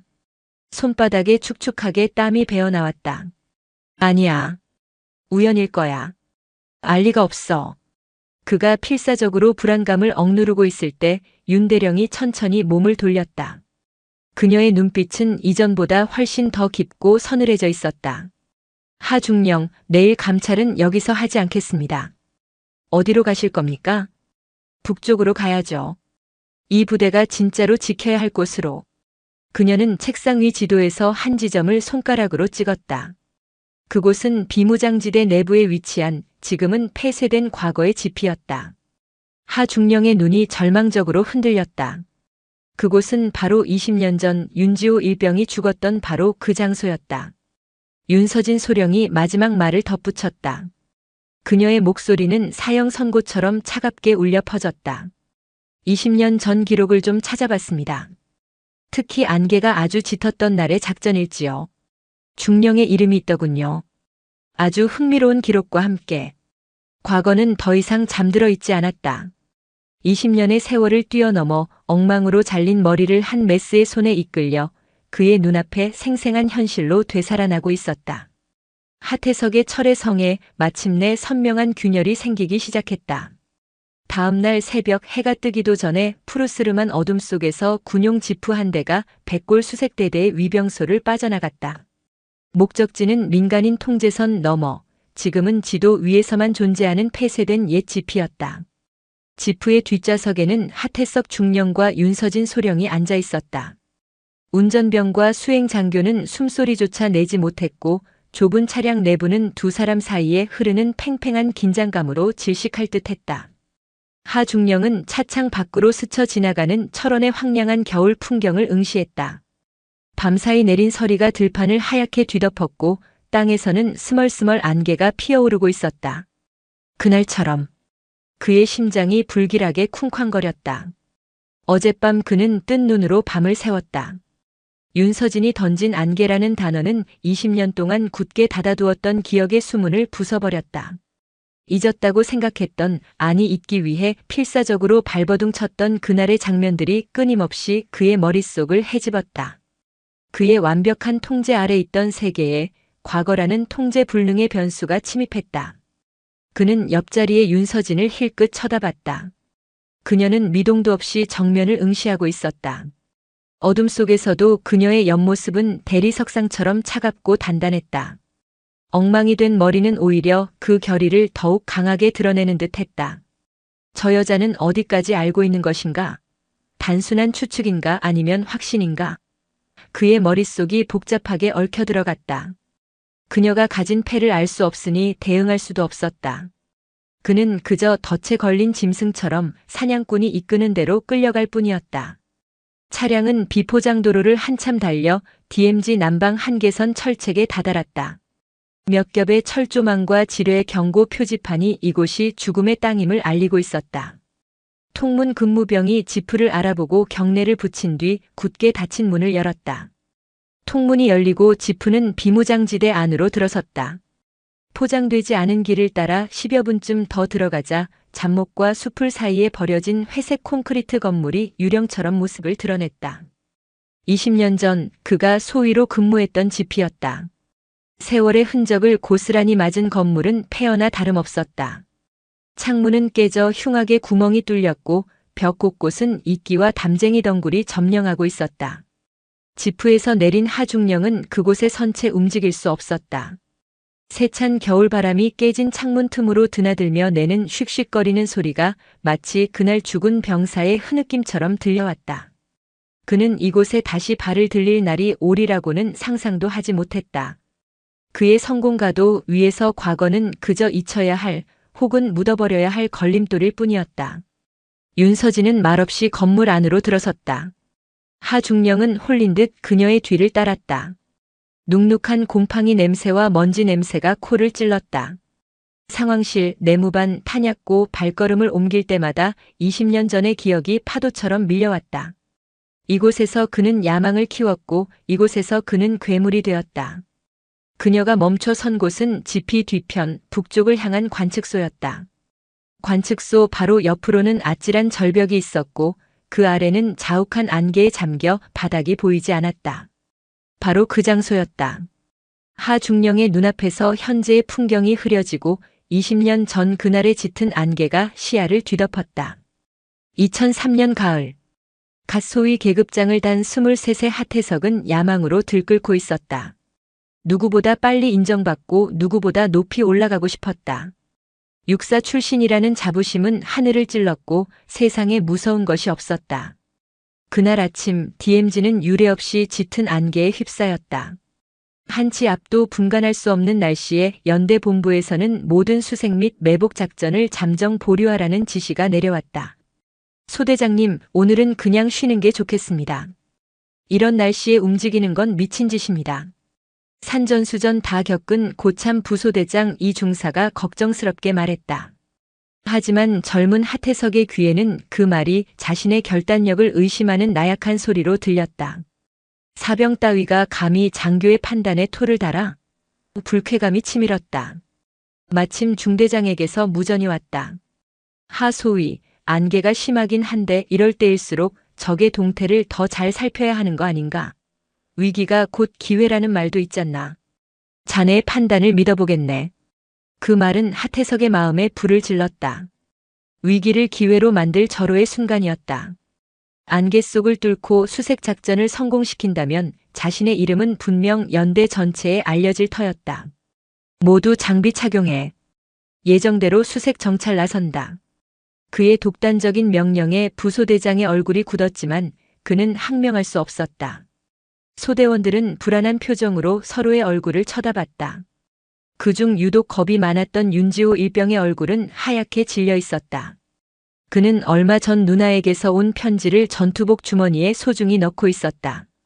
누나는 편지에서 항상 조심하고 위험한 일은 절대 하지 말라고 신신당부했었다. 결국 수색조는 짙은 안개 속으로 한 걸음 내디뎠다. 평소에는 익숙했던 수색로가 안개 때문에 전혀 다른 세상처럼 느껴졌다. 방향 감각을 잃기 십상이었다. 하태석은 초조했다. 어떻게든 성과를 내야 한다는 생각에 자꾸만 대원들을 다그치며 속도를 높였다. 꾸물거리지 마. 정신 똑바로 차려. 바로 그때였다. 절벽 옆에 좁은 길을 지나던 순간 대열 후미에서 하는 짧은 비명과 함께 무언가 미끄러지는 소리가 들렸다. 모두가 심장이 멎는 듯한 표정으로 뒤를 돌아봤다. 윤지호 일병이 있어야 할 자리가 텅 비어 있었다. 지호야. 누군가 절규하듯 외쳤다. 하태석은 새하얗게 질린 얼굴로 절벽 아래를 내려다봤다.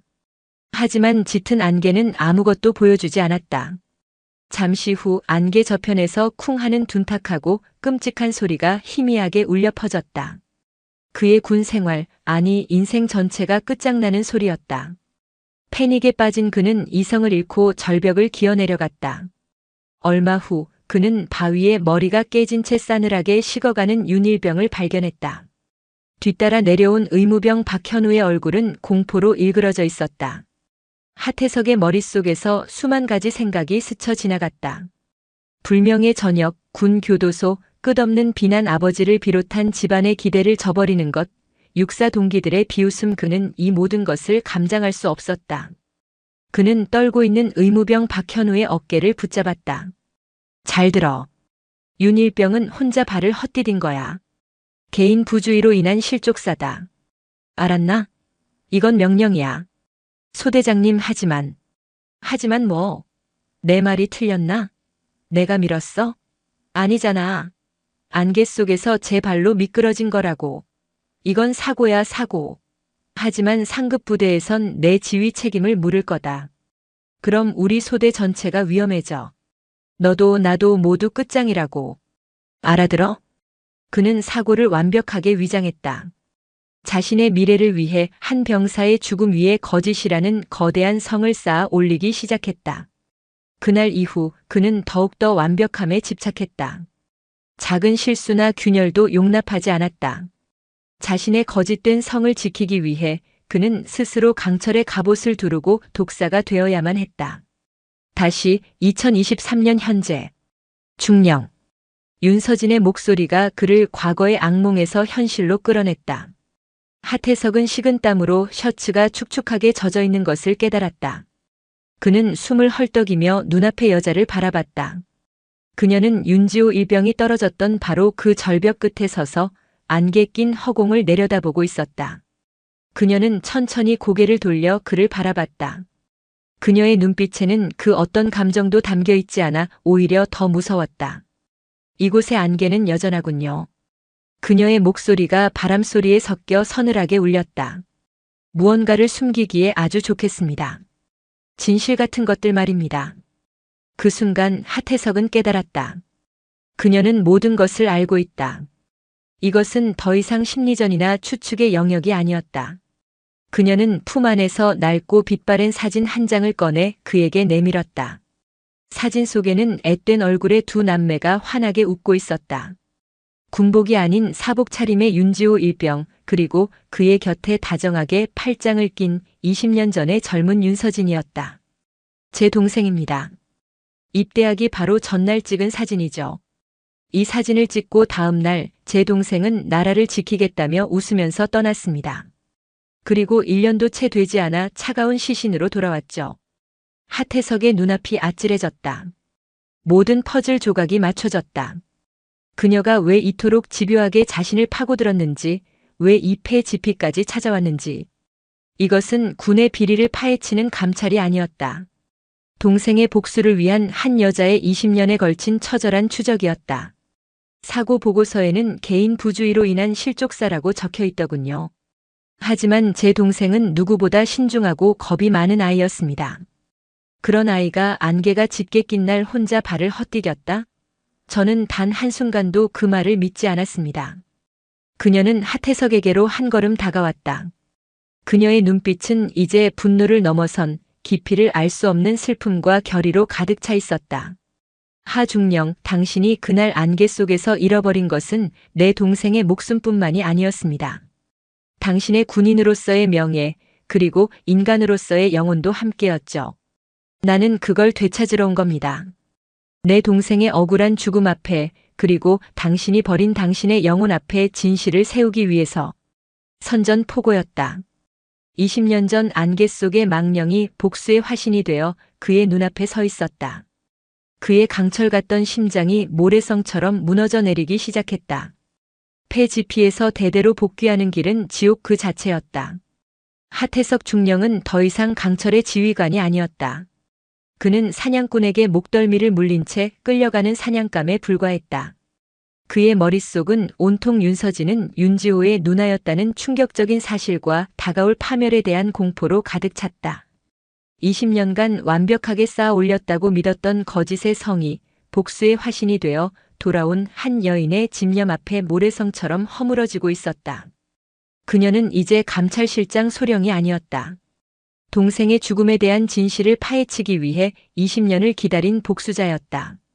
대대장실로 돌아온 그는 문을 잠그고 거칠게 베레모를 벗어 던졌다. 완벽하게 통제되고 있던 그의 세계가 송두리째 흔들리고 있었다. 이대로 무너질 수는 없었다. 그는 책상 서랍을 뒤져 위스키 병을 꺼내 단숨에 면모금을 들이켰다. 독한 술이 목을 태우고 내려가자 혼란스럽던 머리가 조금씩 냉정함을 되찾기 시작했다. 증거가 없어. 20년 전 일이야. 그 여자가 아무리 모든 것을 안다고 해도 심증만으로는 나를 무너뜨릴 수 없어. 보고서는 완벽했고 물증은 아무것도 남아있지 않아.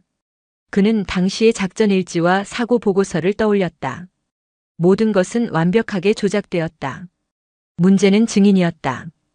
그날의 진실을 알고 있는 유일한 사람. 당시 의무병이었던 박현우. 그가 입을 열면 모든 것이 끝장이었다. 하태석은 군 내부망이 아닌 과거 인맥을 통해 수소문하여 전역 후 평범한 소시민으로 살아가고 있는 박현우의 연락처를 알아냈다. 그의 손에 박현우의 운명이, 아니 자신의 운명이 달려 있었다. 그 시각 경기도의 한 작은 도시에서 119 구급대원으로 일하고 있던 박현우는 늦은 저녁을 먹고 있었다. 잦은 출동과 스트레스로 그의 얼굴에는 피곤이 역력했다. 20년 전 그날의 기억은 그에게 지워지지 않는 트라우마로 남아 있었다.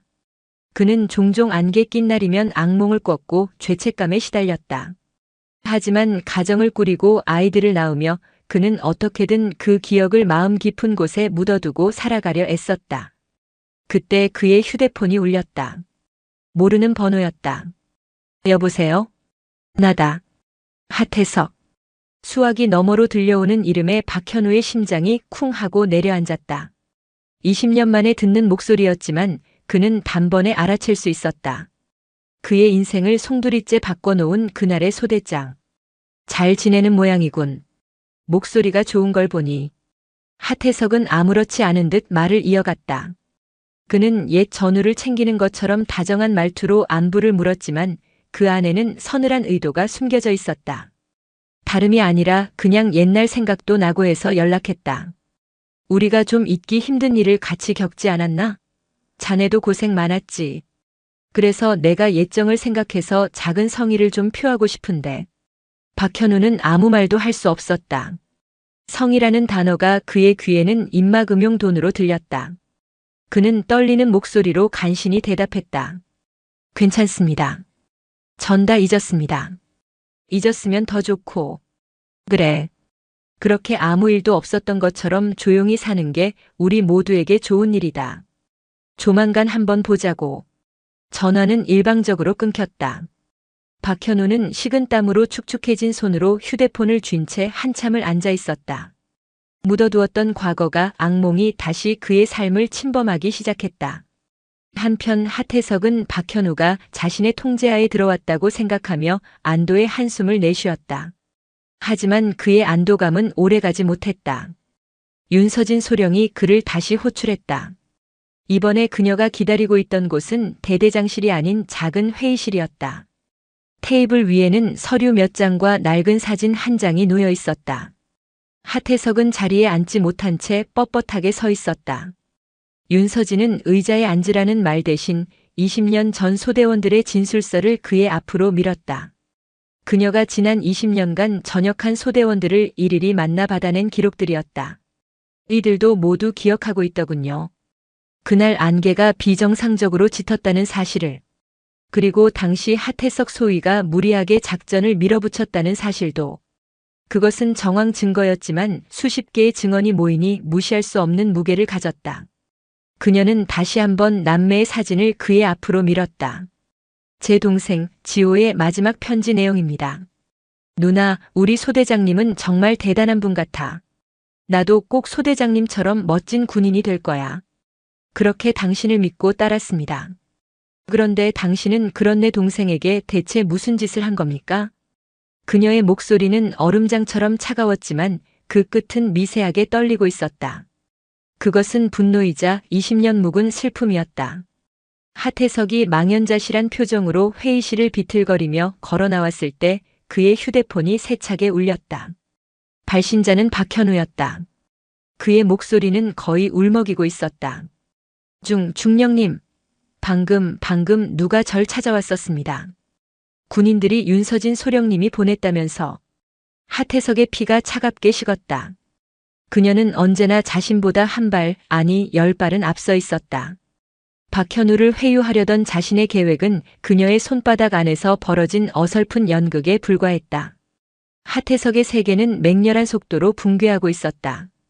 이성과 냉철함으로 쌓아 올렸던 강철의 성은 이제 공포와 절망이라는 거대한 파도 앞에 속수무책으로 침식당하고 있었다. 그는 다시 박현우에게 전화를 걸었다. 이번에는 회유나 위장이 아니었다. 그의 목소리에는 노골적인 협박과 살기가 가득했다. 박현우, 정신 똑바로 차리고 들어. 그 계집이 뭐라고 하든 넌 아무것도 모르는 거야.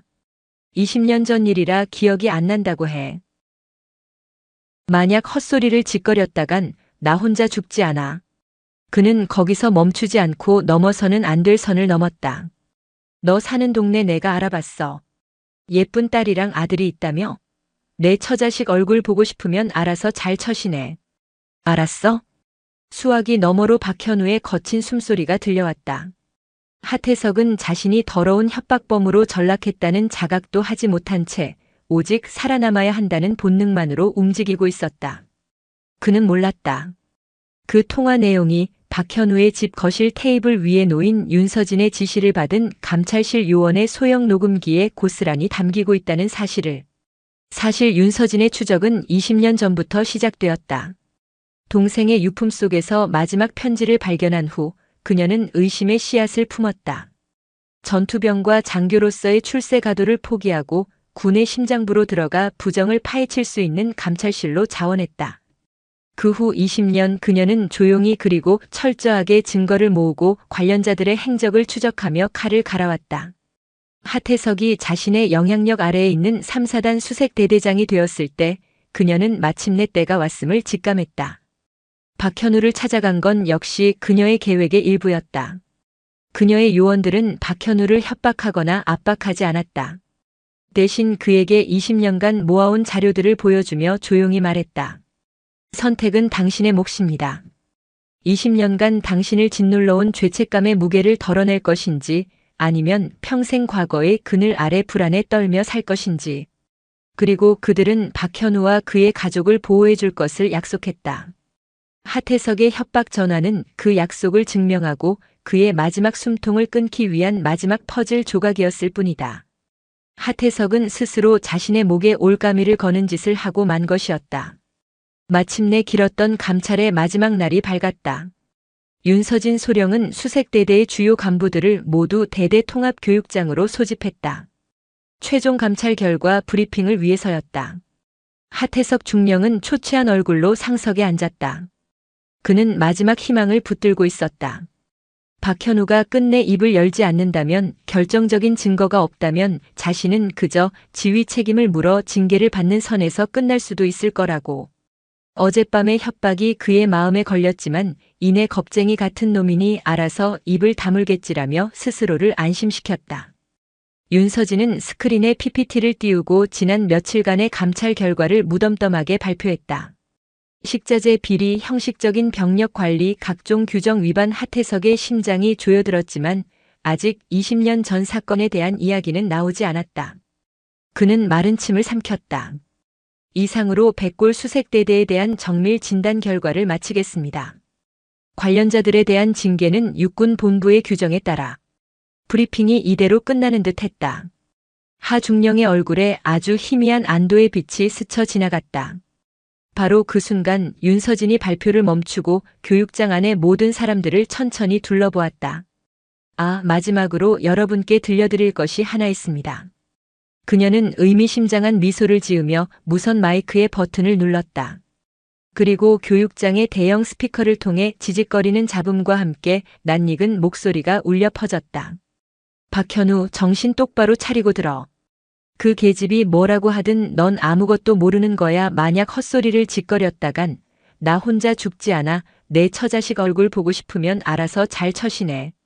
알았어? 하태석 자신의 목소리였다. 교육장 안의 모든 장교들이 경악하며 그를 쳐다봤다. 그들이 강철이라 부르며 존경과 두려움을 바쳤던 지휘관의 입에서 나온 말이라고는 믿을 수 없는 비열하고 추악한 협박이었다. 그의 얼굴은 백지장처럼 하얗게 질렸다. 그것이 끝이 아니었다. 교육장 뒷문이 열리고 군사경찰 2명에게 이끌려 한 민간인 남성이 안으로 들어왔다. 창백하고 겁에 질린 얼굴, 하지만 무언가 큰 결심을 한 듯 입술을 굳게 다문 남자. 바로 박현우였다. 윤서진은 하태석을 똑바로 응시했다. 그녀의 눈빛은 승자의 그것이었다. 증인의 증언을 직접 들어보도록 하죠. 20년 전 안개 속에서 무슨 일이 있었는지. 사방이 막혔다. 더 이상 도망칠 곳은 없었다. 20년 동안 그를 옥죄어왔던 거짓의 올가미가 마침내 그의 목을 완전히 감아 조이는 순간이었다. 교육장의 공기는 유리처럼 얼어붙었다. 모든 시선이 집중된 가운데 박현우는 마이크 앞에 서서 떨리는 목소리로 20년 전의 진실을 토해내기 시작했다. 무리한 작전 강행, 모두의 반대, 그리고 절벽에서 추락한 후에도 희미하게 숨이 붙어 있었던 윤지호 일병의 마지막 모습, 그리고 그 모든 것을 덮으라는 하태석 소위의 비정한 명령까지. 저는 그때 너무 어리고 너무 무서웠습니다. 그래서 거짓말을 했습니다. 죽어가는 전우를 외면하고 살인과 다름없는 거짓에 동참했습니다. 정말 죄송합니다. 결국 박현우는 바닥에 주저앉아 오열했다. 그의 절규는 20년 묵은 진실의 무게만큼이나 무겁고 처절했다. 교육장은 충격과 경악으로 술렁였다. 그들이 강철이라 부르며 경외했던 대대장의 실체가 한 병사의 목숨을 자신의 출세를 위한 제물로 삼고 20년간 그 사실을 은폐해 온 비겁한 살인자나 다름없다는 사실에 모두가 할 말을 잃었다. 바로 그때였다. 모든 것을 포기한 듯 고개를 숙이고 있던 하태석이 갑자기 고개를 쳐들었다. 그의 눈은 광기로 번들거리고 있었다. 거짓말. 전부 거짓말이야. 저 여자가 윤서진 저 계집이 자신의 사적인 복수를 위해 민간인을 매수해서 지금 쇼를 벌이고 있는 거라고. 이건 음해야. 나 하태석과 우리 수색대대를 무너뜨리기 위한 간악한 음모란 말이다. 그것은 강철의 마지막 발악이었다. 무너지기 직전에 자존심이 만들어낸 처절하고 추악한 몸부림이었다. 그는 이성을 잃고 윤서진에게 달려들 기세로 테이블을 짚고 일어섰다. 하지만 윤서진은 눈 하나 깜짝하지 않았다. 그녀는 오히려 그런 그를 가여운 눈으로 바라보며 나지막이 말했다. 음모라고요? 중령, 그럼 이것도 음모인지 한번 보시죠. 그녀는 리모컨 버튼을 눌렀다. 스크린에는 하태석의 차명 계좌에서 박현우의 계좌로 거액의 돈이 송금되려다 실패한 기록이 나타났다. 성이라고 포장했던 그의 입막음용 뇌물의 명백한 증거였다. 하태석의 마지막 발악은 산산조각 났다. 그는 더 이상 아무 말도 하지 못하고 헐떡이는 숨을 몰아쉬며 스크린과 윤서진을 번갈아 쳐다봤다. 윤서진은 천천히 그에게 다가갔다. 그리고는 교육장의 모든 사람들이 들을 수 있는, 그러나 오직 그에게만 던지는 듯한 목소리로 물었다. 마지막으로 하나만 묻겠습니다. 하태석 중령. 당신은 기억합니까? 내 동생이 그 차가운 바위 위에서 마지막으로 남긴 말이 무엇이었는지. 숨이 넘어가면서도 그는 소대장님 죄송합니다라고 했습니다. 당신의 명령을 따르다 죽어가면서도 그는 마지막 순간까지 당신에게 폐를 끼쳤다고 생각하며 미안해했습니다. 당신은 그런 내 동생에게 대체 무슨 짓을 한 겁니까? 그 순간 하태석의 내면에서 무언가 툭 하고 끊어지는 소리가 났다. 20년간 그를 지탱해왔던 거짓과 오만, 강철 같던 자존심의 갑옷이 완전히 박살나고 그 안에 숨어있던 것 많고 나약한 23세 청년이 튀어나왔다. 아! 그는 알 수 없는 신음을 내뱉으며 머리를 감싸쥐었다. 윤지호 일병의 마지막 모습이 눈앞에 선명하게 떠올랐다. 피를 흘리면서도 미안하다고 말하던 그 순한 눈. 그는 그 눈을 짓밟고 자신의 욕망을 향해 달려왔다. 으아! 하태석은 짐승 같은 괴성을 지르며 그 자리에 무너져 내렸다. 그는 바닥에 무릎을 꿇고 어린아이처럼 통곡하기 시작했다. 내가 죽였어. 내가 지호를 죽였습니다. 무서웠습니다. 군 생활이 끝장날까봐 너무 무서웠습니다. 그래서 내가 전군 제1의 지휘관이라 불렸던 강철 하태석은 그렇게 자신의 부하들 앞에서 20년 만에 진실을 자백하며 처참하게 무너져 내렸다. 그의 울음소리가 교육장을 가득 채우는 동안 뒷문이 다시 열리고 군사 경찰들이 안으로 들어왔다. 그들의 손에는 차가운 금속성의 수갑이 들려 있었다. 강철의 시대는 그렇게 막을 내렸다. 2년 후 2025년. 하태석은 모든 것을 잃었다. 군사재판에서 직권 남용, 증거인멸, 증인 협박, 업무상 과실치사 등의 혐의가 모두 인정되어 징역 7년과 불명예 전역을 선고받았다. 그는 항소하지 않았다. 국군 교도소에서의 그의 삶은 참회 그 자체였다. 그는 자신의 추악한 과거를 거울 삼아 길을 잃은 어린 수용자들을 상담하며 속죄의 시간을 보냈다. 그가 무너뜨린 철의 성에는 새로운 바람이 불었다. 후임 대대장은 소통과 자유를 중시하는 인물이었고 살얼음판 같던 부대 분위기는 점차 부드럽게 녹아내렸다. 병사들의 얼굴에는 웃음이 되살아났고 먼지만 쌓여있던 소원 수리함에는 이제 병사들의 건의와 고충이 담긴 편지들이 쌓이기 시작했다. 20년의 멍해를 벗은 박현우는 여전히 구급대원으로 헌신하며 살아가고 있었다. 얼마 전에는 화재 현장에서 어린아이를 구해내 용감한 시민상을 받기도 했다. 신문 기사 사진 속에서 그는 가족들과 함께 환하게 웃고 있었다. 어두운 그림자는 완전히 사라진 듯 보였다. 그리고 몇 달 후 육군 본부에서는 조용하지만 의미 있는 변화가 일어났다. 윤서진 소령은 이번 사건을 통해 군의 가장 아픈 환부를 도려내고 썩은 뿌리를 잘라낸 공을 인정받아 중령으로 진급했다. 학사 출신 여군으로서는 파격적인 진급이었다. 진급식이 끝나고 며칠 후 그녀는 홀로 차를 몰아 국립대전현충원으로 향했다. 끝없이 펼쳐진 비석의 행렬. 그녀는 익숙하게 발걸음을 옮겨 육군 일병 윤지훈의 이름이 새겨진 차가운 비석 앞에 섰다. 그녀는 아무 말 없이 자신의 어깨에서 떼어낸 반짝이는 중령 계급장을 비석 위에 가만히 올려놓았다. 지호야, 약속 지켰다. 그녀의 목소리가 바람에 실려 흩어졌다. 20년 만에 그녀는 비로소 동생의 죽음 앞에서 떳떳하게 설 수 있었다. 복수는 끝났다. 하지만 그녀는 알고 있었다. 이것이 끝이 아니라는 것을. 비석 위에 놓인 계급장을 뒤로하고 돌아서는 그녀의 눈은 이제 미래를 향하고 있었다.